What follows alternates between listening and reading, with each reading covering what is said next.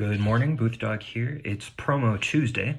This week we are sponsored by one of my favorite fields of mathematics, combinatorics. Combinatorics, of course, comes from the word combination, to combine. So combinatorics encompasses these ideas of combinations and permutations and ways of combining and mixing up different objects in math, of course, different numbers, and so on.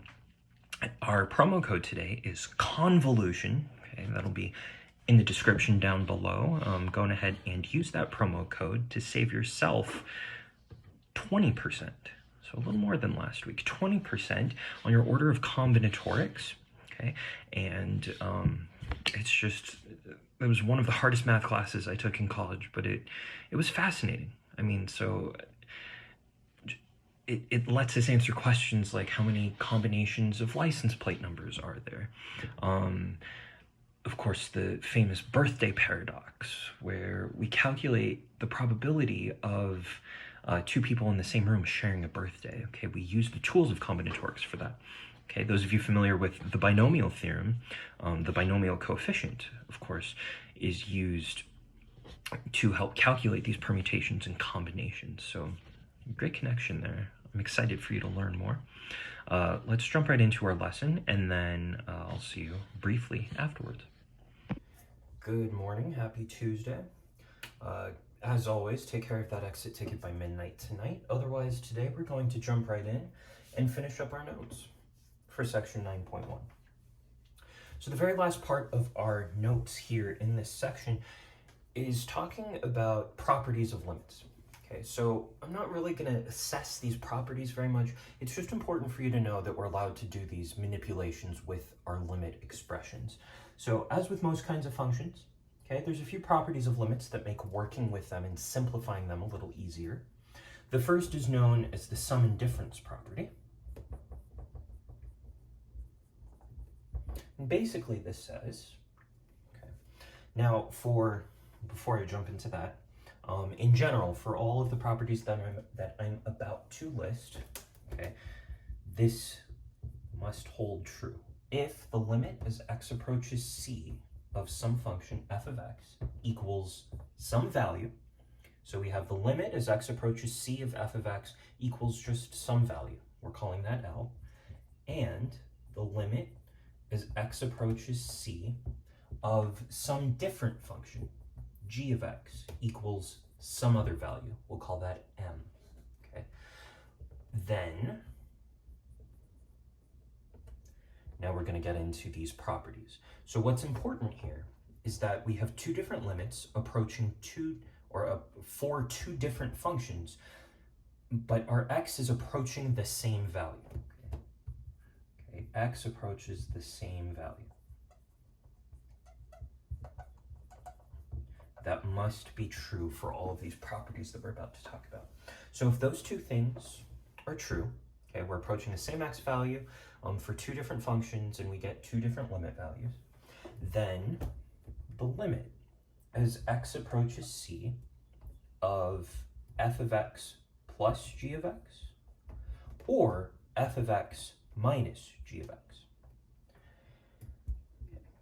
So we add or subtract the two functions as we take the limit. Then this is the same thing as just adding these two limit values or subtracting them.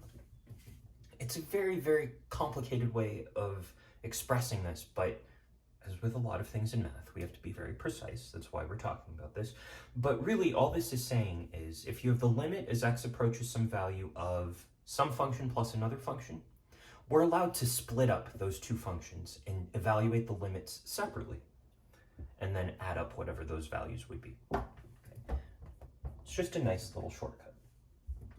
Next, we have the product property. And this tells us that if we have the limit as x approaches c of, well, let's say we multiply our two functions together. What do you think this will be? We just multiply the two limit values. That's all this equals. Okay. Just like the shortcut for product or sum and difference. Okay, next we'll talk about a scalar. So you should recognize the word scalar. We talked about that in Unit 7 with our vectors. Scalar, again, was just some constant that we're multiplying our vector by. Here, we're using it to describe some constant that we're multiplying, we're scaling our function by, and we're going to call that scalar k.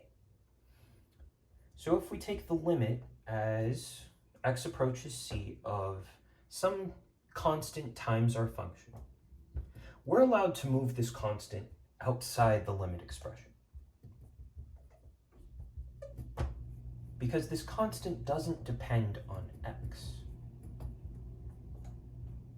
And this limit is just this L value.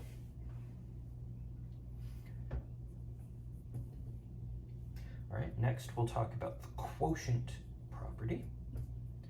And this tells us, I'm sure you can begin to guess, the limit as x approaches c of, now let's say we're dividing our two functions. Okay, we can also split this up and we get L over m.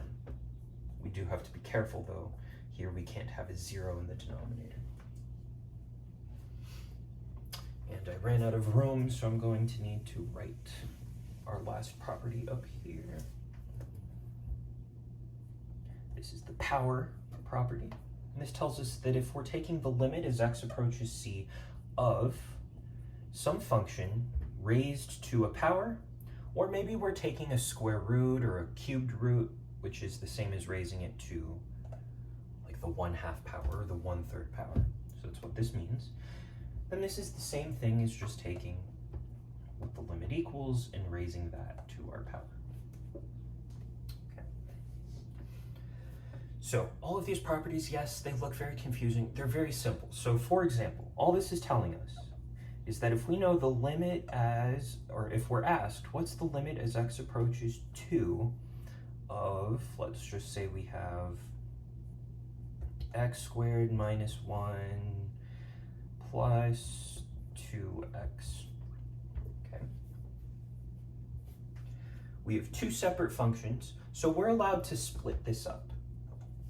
This is going to be the same thing as the limit as x approaches 2 of x squared minus 1 plus the limit as x approaches 2 of 2x.